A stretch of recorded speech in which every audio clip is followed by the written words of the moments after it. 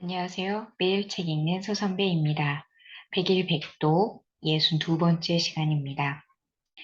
독서법을 주제로 9번째 책입니다.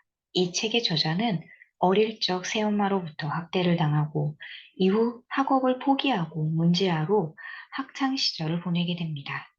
그러다 군대에 입대 후 한 권의 책을 접하고 독서의 길을 걷게 되면서 인생의 방향이 바뀌게 됩니다.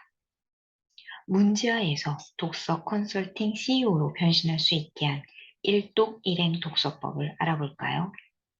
일독 일행 독서법. 단 10분이라도 매일 책을 읽는다면 책 근육을 붙일 수밖에 없다.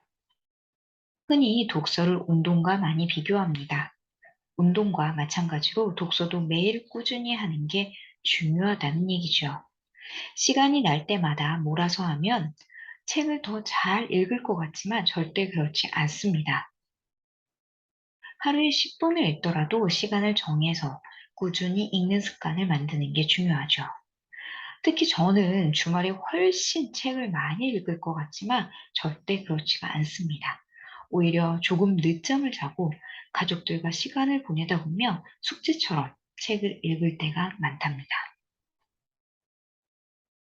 책을 읽었다면 반드시 행동으로 옮기자. 그래야 원하는 인생에 조금씩 다가갈 수 있다. 저는 실천 독서를 10개월 동안 배웠습니다. 책을 읽으면 당연히 한 가지라도 실천할 걸 찾고 실천하도록 노력해 왔습니다. 저는 실천 독서와 주제별 독서를 함께 하다 보니 사실 일독 일행을 수행하는 건 아닙니다. 주제별 독서를 하다 보면 비슷한 메시지가 반복적으로 나오기 때문에 어느 순간부터는 한 주제에 한두 개 정도 공통적인 부분에 대해 실천하고 있는데 그 힘이 아주 강력합니다. 만약 제가 이 책, 저 책을 읽고 있었다면 한 달에 30개의 실천을 해야 했을 것입니다. 매일 해야 하는 실천 때문에 독서가 부담스러울 수 있지 않았을까 하는 생각을 해봅니다. 이 책의 저자도 슬럼프에 빠진 적이 있다고 하는데 완벽한 실천을 하고자 했기 때문이라고 하네요. 그래서 저는 주제별 독서를 강력히 추천합니다. 책을 읽기만 한다고 인생이 바뀌지 않는다. 독서로 인생을 바꾸고자 한다면 작가의 생각에 적극적으로 덤벼들어 나만의 시각과 통찰력으로 새로운 책을 만들어야 한다.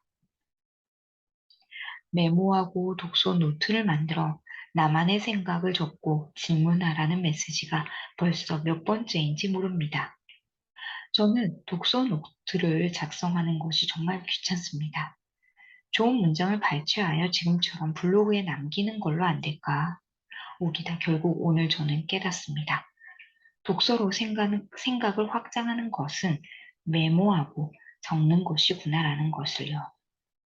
주제별 독서가 가져오는 긍정적인 항복입니다.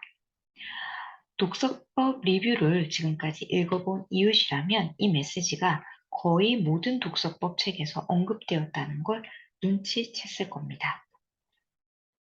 독서는 결국 쓰기로 이어져야 한다. 독서가 쓰기로 이어져야 한다는 건 저자가 꼭 되어야 한다는 말은 아닙니다. 책을 읽고 안다는 건 내가 타인에게 알려줄 수 있을 때 안다고 할 수 있죠.